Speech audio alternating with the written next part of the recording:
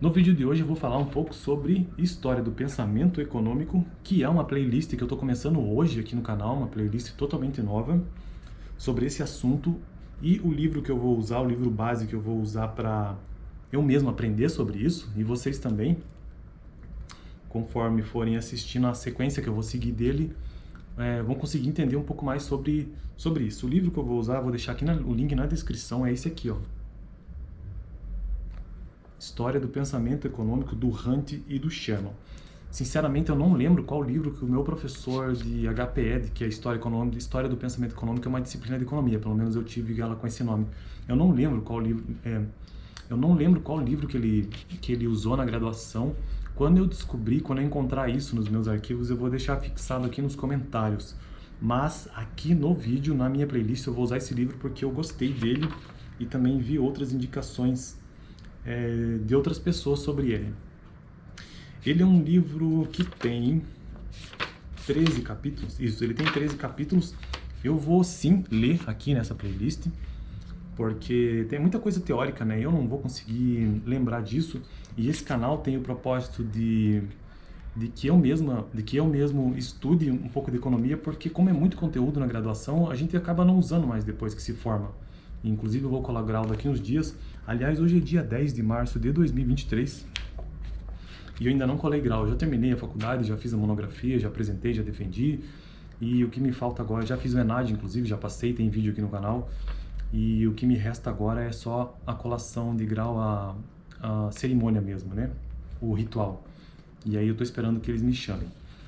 Então, eu tenho certeza que se eu não fizer esse canal aqui e não postar esses conteúdos, eu provavelmente vou esquecer, e a maioria dos estudantes de economia também nunca mais vê isso, sabe? Então, esse vídeo aqui tem o propósito de me fazer estudar, né, para poder gravar os vídeos. E também quem estiver assistindo esse vídeo vai conseguir absorver alguma coisa, com certeza. Então, são 13 capítulos, e o primeiro capítulo chama A Ideologia da Europa Pré-Capitalista. E nesse capítulo, o autor fala da escravidão em Roma e na Grécia Antiga, o feudalismo, a ética paternalista cristã, o caráter anticapitalista da ideologia feudal e um resumo do capítulo. No vídeo de hoje eu vou trazer uma síntese que o livro, uma síntese não, mas uma introdução de que o próprio livro traz sobre o capítulo 1, que é a ideologia da Europa pré-capitalista. E nos próximos vídeos eu vou desenvolver no próprio capítulo nos temas que ele sugere aqui. Então, esse livro, na introdução desse capítulo, ele traz algumas palavras-chave. Eu sempre vou tentar trazer palavras-chave. Eu vou ler trechos do livro, mas eu vou tentar trazer também algumas palavras-chave do conteúdo em si. E as palavras-chave que estão aqui, nessa parte que eu vou trazer agora, são sociedade, divisão de trabalho ou divisão de tarefas, instrumentos de trabalho, natureza, poder sobre a natureza, diferenciação de papéis e produtividade também, per capita, né? Classes sociais e por fim, deixa eu ver, e por fim, ideologia e capitalismo. Bom, ele começa aqui falando que os seres humanos, eles precisam viver em sociedade para que consigam sobreviver melhor. Só que eles também precisam ter um domínio sobre a natureza, porque eles não têm a aptidão física necessária para sobreviver na natureza sem exercer esse domínio. Então eles progridem sempre em grupos e eles aprenderam a subdividir tarefas. E com o tempo a utilizar instrumentos de trabalho, e a divisão de trabalho e a acumulação de instrumentos... Vou ler isso aqui porque isso aqui eu achei bem legal. A divisão de trabalho e a acumulação de instrumentos de trabalho ou capital em quantidade cada vez maior e de qualidade cada vez melhor possibilitaram ao homem ampliar extraordinariamente seu poder sobre a natureza. Bom, são seres sociais que sobrevivem melhor em sociedade e que precisam ter domínio sobre a natureza, porque senão eles com certeza não conseguirão sobreviver, e em sociedades funciona melhor. E quando eles aprenderam a dividir, a fazer uma divisão de trabalho e acumular instrumentos de trabalho ou capital, aí sim o seu poder sobre a natureza se tornou cada vez maior. Isso para quê? Tem um objetivo: para satisfazer as necessidades materiais da vida. Olha como tem uma informação importante aqui. satisfazer as necessidades materiais da vida. O ser humano aprendeu a dividir o trabalho e acumular instrumentos de trabalho para que ele pudesse satisfazer as necessidades materiais da vida. Seguindo no texto, o autor afirma que não havia uma divisão em classes sociais num certo período. Ele não diz uma data, que ele não fala nada sobre isso. Mas conforme a divisão de trabalho, a acumulação de trabalho, de instrumentos de trabalho começou a se desenvolver, começou a surgir também, ou houve a melhora da produtividade. E com isso, uma pequena parte da sociedade conseguiu se livrar do fardo do trabalho cotidiano.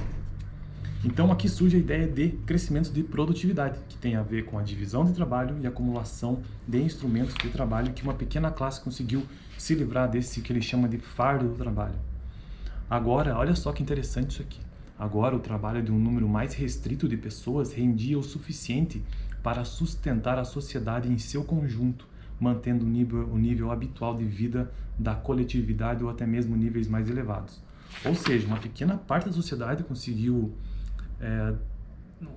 uma pequena parte da sociedade trabalhando por conta daquela divisão de trabalho e da acumulação de instrumentos de trabalho, conseguiu sustentar a sociedade como um todo. Por isso que passou-se o tempo e diversas classes sociais começaram a surgir.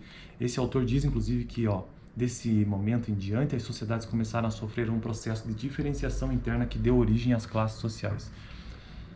As classes mais baixas trabalhavam e as que se livraram do fardo do trabalho comum pertenciam às classes mais altas. Geralmente essas classes altas estavam envolvidas em organização de ritos, que regiam os cultos e executavam funções congêneres, claro, trazendo também seus benefícios à sociedade.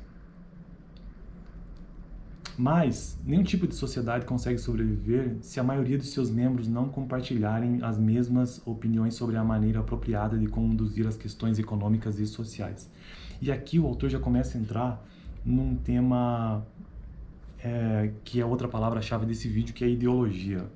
Porque tais concepções e valores comuns, que em geral provinham de uma mesma visão de mundo ou de um sistema metafísico, a um só tempo legitimavam a divisão de tarefas. Então precisava de uma visão metafísica do mundo para que pudesse legitimar a divisão de tarefas produtivas e a diferenciação de classes no interior da sociedade.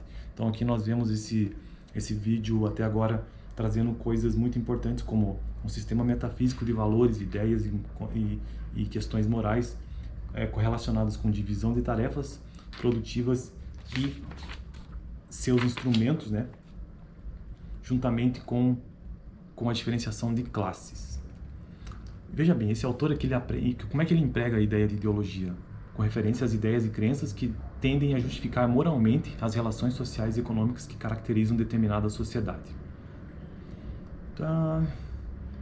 Ele aqui já começa a finalizar esse capítulo. Eu já vou pular para a última parte, que ele diz assim, este livro preocupa-se sobretudo em analisar nosso sistema econômico atual, o capitalismo. Traçamos em linhas gerais a sua evolução, focalizamos os seus conflitos e antagonismos sociais, bem como as ideologias com que o sistema capitalista tentou aplacar as suas convulsões intestinas e assegurar a coesão social. Com pano de fundo, começaremos analisando os sistemas econômicos e as ideologias da Europa pré-capitalista. Então é isso, o capítulo 1, a ideologia da Europa pré-capitalista.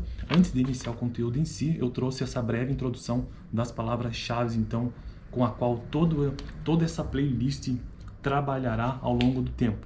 E eu vou repetir elas aqui.